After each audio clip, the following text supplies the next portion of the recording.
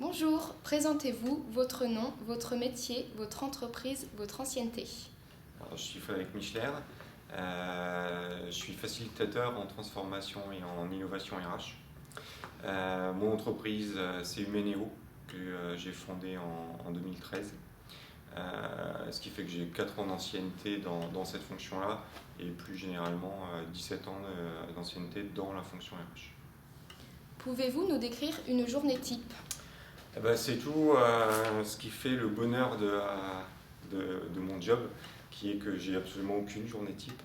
Ça va varier en fonction des projets, que ce soit des organisations d'événements côté plutôt social learning, donc des événements sur des thématiques comme recrutement, médias sociaux, marque employeur.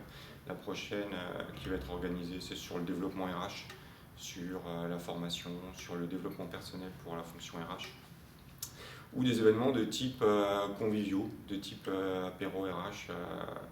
Là, on en est au 36e apéro RH sur Tours.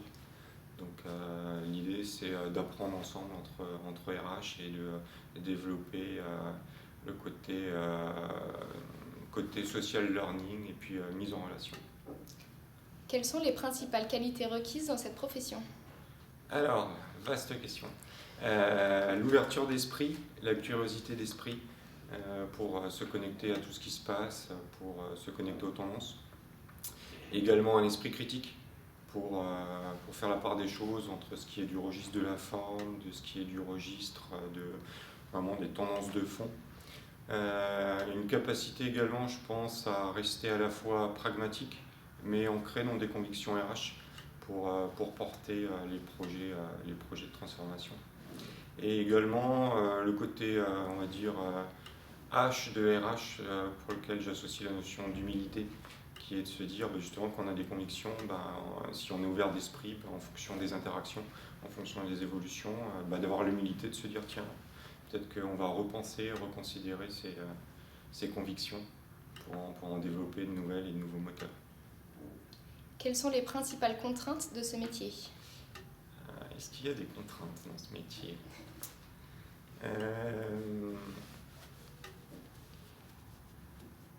J'ai une capacité à la fois à se focaliser sur un certain nombre d'actions à valeur ajoutée et à maintenir un équilibre entre la dimension rester en connexion, rester en veille, s'ouvrir toujours à de nouvelles idées, tout en développant une logique d'intervention, de business. Et donc en termes de contraintes, si tant est que c'en soit une, c'est ne pas rester dans une zone de confort. C'est-à-dire en fait le job ne permet pas de rester dans une zone de confort. On n'est pas dans une dimension où à un moment tiens j'ai appris ça et je vais le dérouler sans arrêt. Il ne se passe pas une intervention, une mission, une facilitation, une animation qui ne nécessite pas soit des recherches, soit de reconsidérer certaines approches. Et donc c'est ce côté, on va dire la contrainte qui est de toujours rester dans le mouvement. Quel a été votre parcours scolaire et professionnel? Alors mon parcours scolaire, j'ai à l'origine une licence et maîtrise en sciences et organisation des entreprises. Une formation somme toute assez généraliste sur l'entreprise, qui à l'époque m'a permis de dire cherche pas plus loin, intéresse-toi à l'humain directement, qui m'a amené à faire un DESS-RH, donc l'équivalent aujourd'hui d'un M2 RH. Et à l'issue de ça, je m'étais connecté aussi à tout ce qui était informatique, et donc trouver une source d'intérêt dans la capacité de traitement de l'informatique, ce qui m'a amené à occuper à l'issue d'un stage un premier emploi dans l'analyse de données RH, dans le reporting de données RH. Et puis au sein d'un groupe tel que ST Microelectronics, après à développer des fonctions de chargé, de SIRH, de développement fonctionnel, puis de RH opérationnel, de responsable formation site, puis de RH et responsable formation dans un périmètre plus large à un niveau France. Et en l'occurrence, responsable formation et compétences de toute la population RH France et monde de ST Microelectronics. qui m'a permis à ce moment-là de me rendre compte qu'en fait, c'était un côté prise de conscience, qu'en tant que RH, on est dans l'idée censé accompagner les collaborateurs, mais finalement qu'en tournant la tête, personne nous accompagne nous. Et donc en ayant eu un peu cette prise de conscience, j'ai commencé à travailler plus profondément sur comment on pouvait se développer en tant que RH, développer ses compétences, sortir de ses propres on va dire, croyances limitantes, qui sont de dire tiens, ça fait 5 ans que je fais du droit social, donc c'est bon, je maîtrise, et finalement de ne pas être toujours au bout du jour, ou ça fait 10 ans que je fais du recrutement, donc un peu souvent ce que je dis, c'est comme si ça fait 10 ans que je vais à la piscine, ça ne fait pas de moi un champion olympique, donc de toujours être dans cette dynamique de je me développe, je me forme. Et donc ce qui m'a amené progressivement à réfléchir de plus en plus à la fonction RH et comment on pouvait innover. Donc j'ai lancé un blog sur l'innovation RH qui progressivement, du fait qu'il était visible, m'a attiré on va dire, vers d'autres horizons, à savoir le job de conférencier sur l'innovation RH, les formations et le côté accompagnement conseil. Comment imaginez-vous votre métier dans 10 ans ? Super.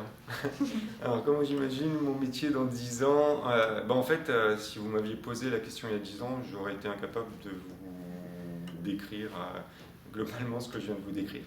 Donc, j'ai strictement aucune idée de mon métier dans 10 ans, si ce n'est que, un peu comme aujourd'hui, il sera ce que je veux en faire et ce qui me fait plaisir. Donc voilà, c'est plus qu'être porté par un métier cible qui, à mon avis, n'existe pas encore aujourd'hui, en tout cas dans sa dénomination. Un peu comme les premiers dans certaines entreprises, les premières personnes qui sont dans des fonctions de Chief Happiness Officer. Franchement, il y a 5 ans, personne n'imaginait ça, n'en parlait. On a dit, est-ce que tu veux être DRH du bonheur? Il y a 5 ans, tout le monde rigolait, quoi. Enfin, on rigole toujours aujourd'hui. Maintenant, c'est une autre réalité. Donc, on se reverra dans 10 ans. Peut-on évoluer vers d'autres métiers? Si oui, quels sont-ils? Ah oui, tout à fait. Alors dans une logique plutôt 20e siècle, où on a tendance à mettre dans des cases, à avoir des logiques de parcours, de là, je peux aller à là, et ainsi de suite, ça peut évoluer un peu dans toutes les dimensions RH, que ce soit revenir peut-être du côté RH opérationnel, ou aller encore plus loin dans une dimension conseil, ou encore plus loin dans une dimension plus spécifique du domaine de l'innovation RH, notamment dans le côté pensée design ou autre. Et à l'inverse, dans une logique plutôt, on va dire, 21e siècle, ça peut amener, des fois je me dis, tiens, pourquoi pas creuser la piste du côté data scientist, big data, pour intégrer une approche plus analytique encore dans l'accompagnement. Ou encore, de manière encore plus transverse, comme on est dans un monde aujourd'hui de l'entrepreneuriat, de la start-up, pourquoi pas lancer, on va dire, un service, un produit un peu disruptif en RH. Pouvez-vous nous donner une tranche de salaire pour un poste comme le vôtre? Difficilement, dans le sens où c'est à la fois pas dans le modèle habituel du poste dans une hiérarchie et pas le modèle dans le salariat. Après, globalement, l'équation, elle va jouer entre le côté équilibre de vie et perso et pro, et la dimension, quel est le temps alloué ou le côté développement de prestations, ou le temps alloué au côté veille.